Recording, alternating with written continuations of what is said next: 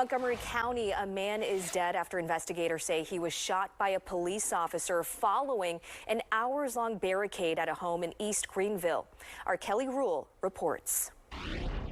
The Montgomery County District Attorney's Office says the man was armed with a machete and hatchet, refused to drop his weapons at charged at police, and an officer fired at him after a taser failed to stop him. Neighbors tell me he's a father of 6, and some feel it should not have ended this way. You don't expect this to be your neighborhood. Stephanie Young says she's used to seeing her neighborhood like this, family-friendly and quiet. But last night she says she watched for hours as a barricade turned into a deadly shooting. If he had just come out of the basement, his sentence would be far less than death. Sadly, he'd be able to see his babies and his 18-year-old daughter walk down the aisle someday. The Montgomery County District Attorney's Office says an 18-year-old in the home originally called police about a physical assault just after 8 p.m.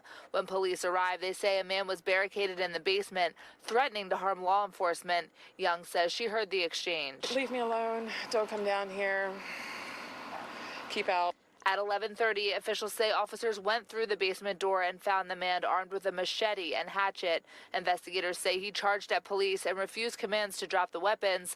An officer attempted to taser him, but it failed to stop him. And officials say an Upper Perk officer fatally shot him. They told us that there was a situation and that we had to evacuate. So we had to move our vehicles and go up the street. A neighbor who asked that we do not show his face says he's known the man for 6 years and says he's a father to 5 children. He says he heard arguing throughout the day, but never expected this. I'm still trying to process it. He was a good guy. He had some problems in that, but I really think that it was done in a wrong way. He shouldn't have had to lose his life over it. Montgomery County detectives are investigating, which is protocol for officer-involved shootings in the county. So far, they are not releasing the man's identity or the officer's identity. Reporting in Pennsburg, I'm Kelly Rule, Fox 29 News.